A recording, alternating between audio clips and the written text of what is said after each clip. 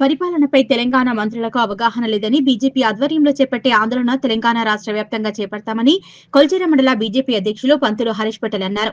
మెదక్ జిల్లా మండల కేంద్రమైన కొల్చారం బస్టాండ్ వద్ద జాతీయ రహదారిపై కాంగ్రెస్ పార్టీ ఎంపీ రాహుల్ గాంధీ దిష్టిబొమ్మను కొల్చారం మండల బీజేపీ శాఖ ఆధ్వర్యంలో ఆదివారం దగ్ధం చేశారు. ఈ సందర్భంగా బీజేపీ మండల అధ్యక్షులు పంతులు హరీష్ పటేల్ మాట్లాడుతూ ఇటీవల కాంగ్రెస్ పార్టీ ఎంపీ రాహుల్ గాంధీ బీహార్ ఎన్నికల అధికార యాత్ర ప్రచారంలో భాగంగా భారత ప్రధాని నరేంద్ర మోదీ తల్లిపైన అనుచిత వ్యాఖ్యలు, అసభ్యకరమైన పదజాలంతో పుణ్యమూర్తిని అవమానపరచడం పట్ల ఆగ్రహం వ్యక్తం చేశారు.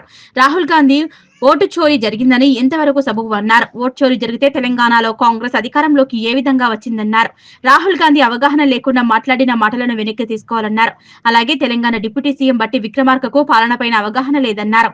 ఓటర్ ఐడి కార్డ్ కి ఆధార్ అనుసంధానం చేస్తామంటే వద్దంటారు. జీఎస్టీ 28% నుంచి 14% తగ్గిస్తామంటే తెలంగాణ ఆదాయం తగ్గుతుందంటారు. ఇప్పటికైనా కాంగ్రెస్ నాయకుల పాలనపైన అవగాహన పెంచుకోవాలన్నారు.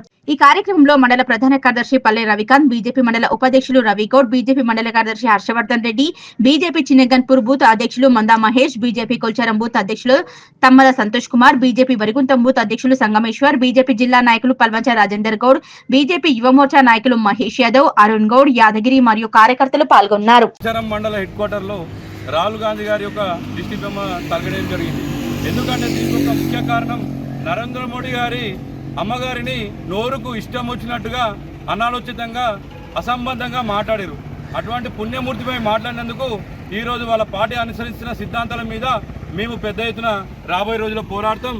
ఇది కేవలం మన తెలంగాణ వరకే కాదు, భారతదేశంలో వీళ్ళు తరిగొట్టే ప్రయత్నం చేస్తాం. వీళ్ళ సిద్ధాంతాలు ఏందో వీళ్ళకి అర్థం కాదు. ఓటు చోరీ గురించి మాట్లాడతారు. అదే ఆధార్ కార్డ్ని ఓటర్ ఐడికి లింక్ పెడతా అంటే దానికి ఒప్పుకోరు. జీఎస్టీ అనేది 28% ఉంది, 18% తగ్గిస్తా అంటే రాష్ట్ర ఆదాయం తగ్గుతుందని బట్టి విక్రమార్క మాట్లాడతారు. అసలు వీళ్ళకు కనీసం ప్రజల మీద ఏమైనా అవగాహన ఉందా?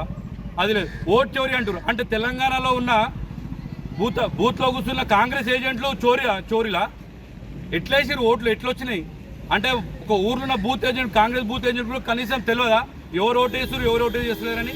ఏ రకంగా మాట్లాడుతున్నారు? ఇప్పుడు డూప్లికేషన్ ఆఫ్ ఎంక్వైరీలు ఉన్నాయి. అదే బీహార్లో ఆ ఓటర్లను తీసేస్తే ఏమంటున్నారు అంటే ఈరోజు ఆడ మనకు ఏదో అన్యాయం జరుగుతుందని చెప్తున్నారు. ఎక్కడి నుంచి వచ్చిన బంగ్లాదేశ్ నుంచి వచ్చిన రోహింగ్యాలకు ఓట్లు ఉన్నాయి. అదే ఆఫ్ఘనిస్తాన్ వచ్చిన ముస్లింలకు ఓట్లు ఉన్నాయి. అట్లాంటి వాళ్ళని ఓటర్ల నుంచి తీసేస్తే వీళ్ళకి ఏం నష్టం అవుతుందో ఏం నష్టం జరుగుతుందో అర్థమవుతలేదు వీళ్ళకి. అలాగే ఈరోజు భారతదేశంలో జరుగుతున్న బీహార్లో జరుగుతున్న ఓటు న్యాయయాత్ర అని పెడుతున్నారు. ఓటు న్యాయయాత్ర అంటే ఏంది? రాహుల్ గాంధీ నీకేమన్నా తెలుసా? కొంచెమని ఆలోచన చేయండి. మీకు ఎప్పుడైతే ఓటర్ ఐడి వచ్చిందో మీకు క్రమక్రమంగా మీ యొక్క ఓట్ల సీట్లు తగ్గుతూనే ఉన్నాయి పార్లమెంట్ స్థానాలలో. ఈరోజు మీ పరిస్థితి ఏది? 99 సీట్లు కొట్టి ఏదో నేను పెద్దగా ప్రపంచాన్ని వెళ్ళాలని ఫీల్ అవుతున్నాడు. మీకు దమ్ముంటే 3 సార్లకి ఇప్పటికి చేతగాలేదు మీరు కనీసం గెలవనీకే. రేపు తెలంగాణ రాబోయే రోజుల్లో కూడా మీకు కాంగ్రెస్ పార్టీ అధికారంలో ఉండదు. మీరు చేస్తున్న అన్యాయం అక్రమాలు ఈరోజు తెలుస్తుంది.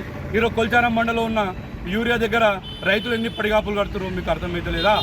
మీకు కనీసం మీ బ్లాక్ మార్కెట్లో అమ్ముకున్నారు యూరియా ఇప్పటివరకు. ఈ గత 10 ఏళ్లలో తెలంగాణలో ఏ రైతు కనీసం ఇబ్బంది ఇవ్వలేడు. ఈరోజు ఆ చెప్పులు లైన్లో పెట్టే పరిస్థితి వచ్చింది, పాస్బుక్లు లైన్లో పెట్టే పరిస్థితి వచ్చింది. ఇట్లాంటి అన్యాయం చేసిన రాహుల్ గాంధీని కంపల్సరీ తరిమి కొడుతుంది. అలాగే వరద ప్రాంతాలకు ఈరోజు కామారెడ్డి కానీ మన ఉమ్మడి మెదక్ జిల్లా కానీ ఏం న్యాయం చేశారు? మీ హెలికాప్టర్లు ఏమో మీ రాహుల్ గాంధీ ఎవరు తిరగాల, ఇక్కడ ఉన్న తెలంగాణ ప్రజలేమో నీళ్ళలో కొట్టుకొని దాచుకోవాలి. కనీసం మీకు కామన్ సెన్స్ లేదు మీ కాంగ్రెస్ పార్టీ నాయకులకు. ఇలా మహేష్ కుమార్ కూడా మాట్లాడతాడు. కనీసం వార్డు మెంబర్ గెలవడాడు, కనీసం వార్డు మెంబర్ గెలవని వ్యక్తి ఆడు. ఈరోజు ఏం మాట్లాడతాడు? బండి సంజయ్ గురించి మాట్లాడతాడు. వార్డు మెంబర్ గెలవని వ్యక్తి బండి సంజయ్ గురించి మాట్లాడతాడు.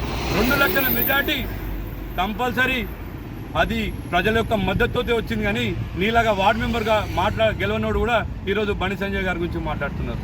కానీ రాబోయే రోజుల్లో ఈ కాంగ్రెస్ పార్టీని మొత్తం తెలంగాణ బొందబెడతాం. మళ్ళీ తిరిగి ఈ కాంగ్రెస్ పార్టీ ఇక్కడ రాకుండా మేము చేయగలుగుతాం. మతాకి భారతీయ జనతా పార్టీ